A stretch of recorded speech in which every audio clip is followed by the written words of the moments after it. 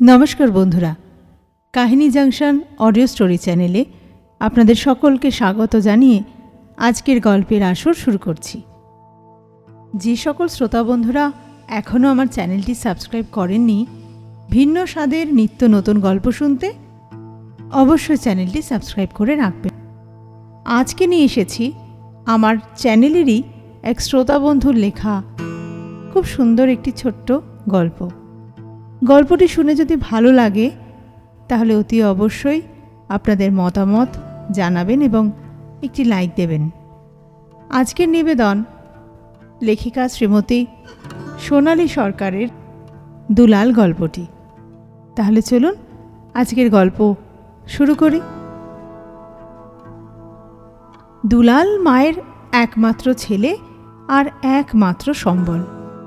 বহু আগেই ছোট্ট দুলালকে অসহায় মায়ের কোলে ফেলে রেখে নিজের এক নতুন দুনিয়ায় চলে গেছেন তার বাবা।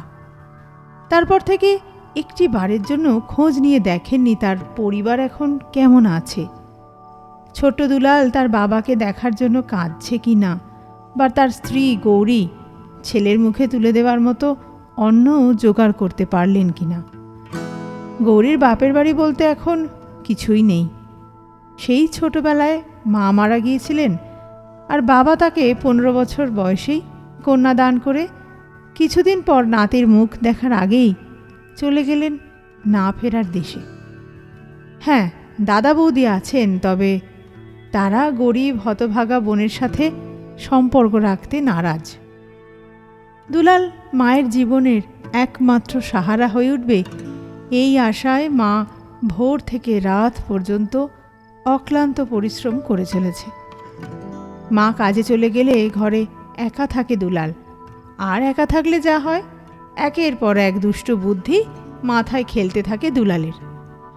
তবে সে যাই করুক না কেন, মাকে ভীষণ ভালোবাসে।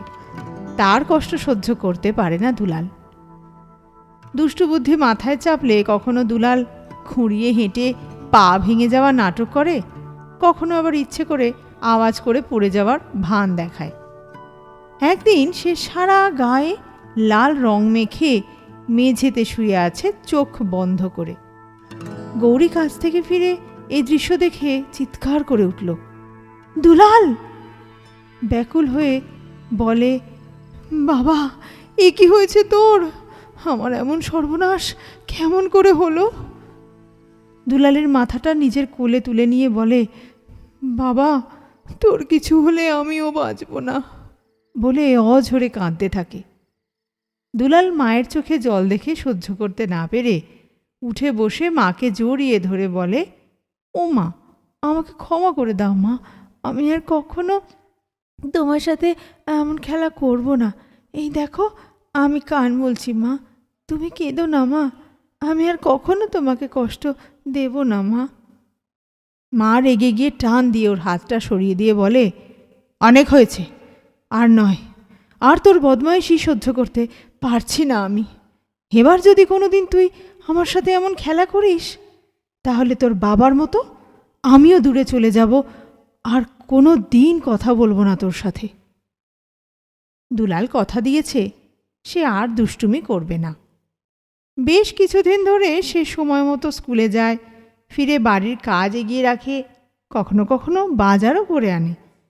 অবশ্য মা বলে যান বাজারে যেতে না, কারণ ওখানে চারিদিক থেকে গাড়ি আসা যাওয়া করে। বেশ ভালোই দিন কাটছিল কিছুদিন। হঠাৎ সেদিন মা গৌরী ফেরার পথে লোকের ভিড় দেখে দাঁড়িয়ে গেল। কার কি হয়েছে দেখি দেখি, একটু সরুন, আরে সরুন না। এ কি, এ তো দুলাল। মা রেগে গিয়ে বলল, তুই আবার এই সমস্ত শুরু করেছিস? বল, তুই না সেদিন আমাকে কথা দিলি আর এমন করবি না কখনো? তবে এগুলো কি হচ্ছে? সারা গায়ে এভাবে লাল রং মেখে মাঝ রাস্তায় শুয়ে থাকার মানে কি? মা ওকে ঝাঁকা দিয়ে বলে, দুলাল, আমি কিন্তু ভীষণ রেগে যাচ্ছি, তাড়াতাড়ি ওঠ বলছি, আমি নইলে সত্যি দূরে চলে যাব, আর হাসবো না কিন্তু।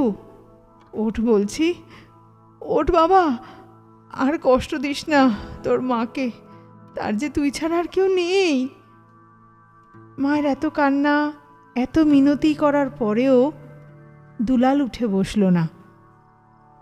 মায়ের চোখের জল মুছে দিতে পারল না, কারণ সে আর নেই।